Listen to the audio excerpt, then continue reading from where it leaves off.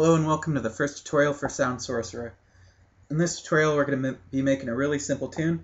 It's the first part of Mary Had a Little Lamb. Okay, the first thing you'll notice when you launch up Sound Sorcerer or create a new document is that there's this output node right here. Whatever you plug into this guy is what comes out your speakers, or if you're saving as a WAV file to disk, whatever you plug into this guy is what actually ends up on disk. Go ahead and grab that guy and drag him out to the middle. You'll notice when he's selected, the node properties are shown down here. That's true of all nodes. If you want to change the parameters of any node, just click on it, and you can do so. So let's check out the parameters for the output node.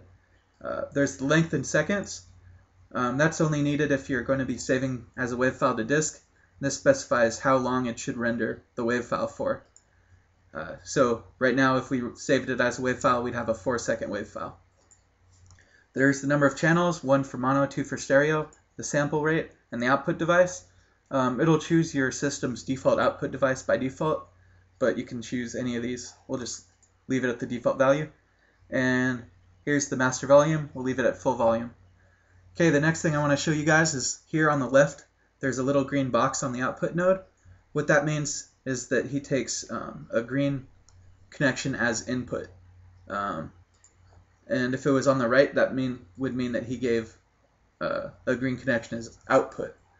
So there's two types of connections in Sound Sorcerer. There's green, which transport WAV files, and there's blue, which acts kind of like MIDI and transports frequencies and volumes.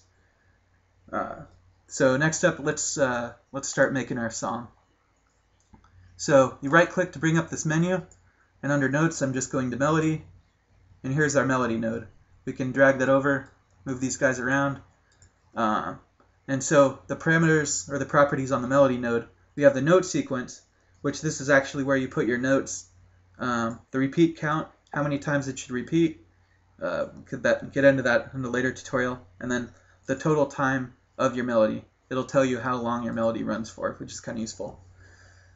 But you might notice the output node has a green connection, and the melody node has a blue output connection.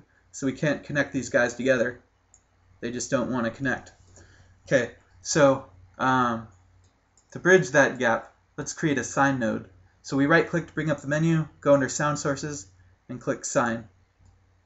So now you can see the sine node takes a blue input, kind of like MIDI, it's that frequency and volume like I was saying, and it outputs an actual sound wave. In this case, it would be a sine wave at the specified frequency and volume.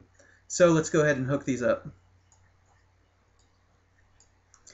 So right now, our sine wave is acting as the bridge between our melody and our output. And when we play our song, it'll be played with the sine wave. There's other sound waveforms that we could have used. Let's check those out. We got triangle waves, saw waves, and square waves we could have done too. You guys can ignore noise and audio file. We'll get over those in a future tutorial. Okay, so next up, let's put our notes in. So I selected the melody box, and here in note sequence, I'm going to put in some notes.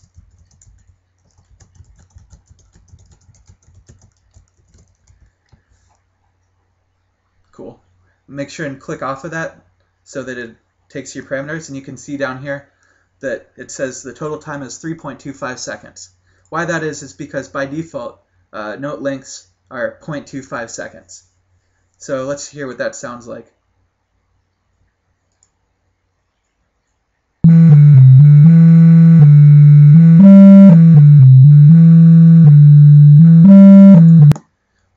Not quite there yet, are we? Okay, so let's fix this up a little. The first thing is, if you guys noticed, whenever it changed, I don't know if you can hear this in the video, whenever it changed notes, there was a little bit of a pop. And also, when there's notes next to each other, they just sounded like a constant note. Let's hear that again so you can hear what I'm talking about. Right there. Okay, so let's fix that. So the first thing we're going to do is go to the front, and we're going to say style nice. What that's going to do is going to put a small envelope on the beginning and end of every note, so that instead of the notes all running together in the case of when we have three E's together. They're going to be distinct notes. And also, when the notes change, instead of popping right as the frequency changes, there's going to be a little bit of ramp down and ramp up in volume. It'll make it sound a lot better. So here, check this out.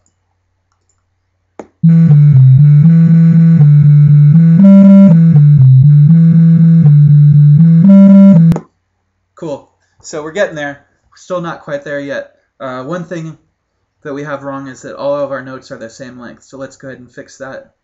So let's see. So like I said, by default, all lengths are 0.25 seconds. And so let's just make that explicit. So this tells us that we want 0.25 seconds. Okay, so E, D, C, D, E, E, E. So let's put a half note here. And then after we do that, we want to put it back to the normal length, which is 0.25. So let's check that out.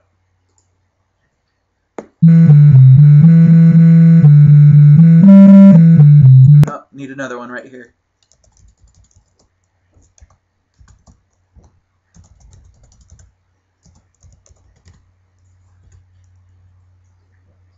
Oops. Okay, let's check that out. Oh, wrong button.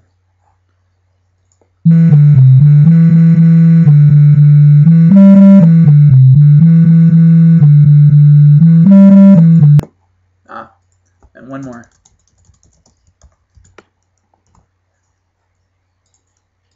Okay, let's hear that.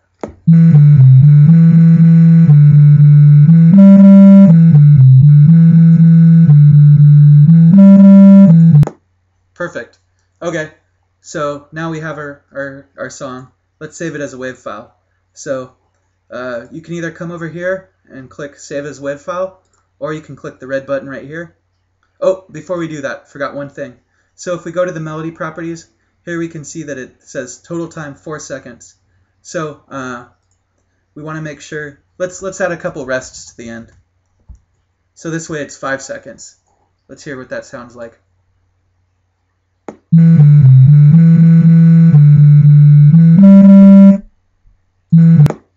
Perfect. Okay, so now let's go to the output node, put 5 seconds in, because we want to record 5 seconds. Next up, we're going to click the red button, and let's save this as Mary.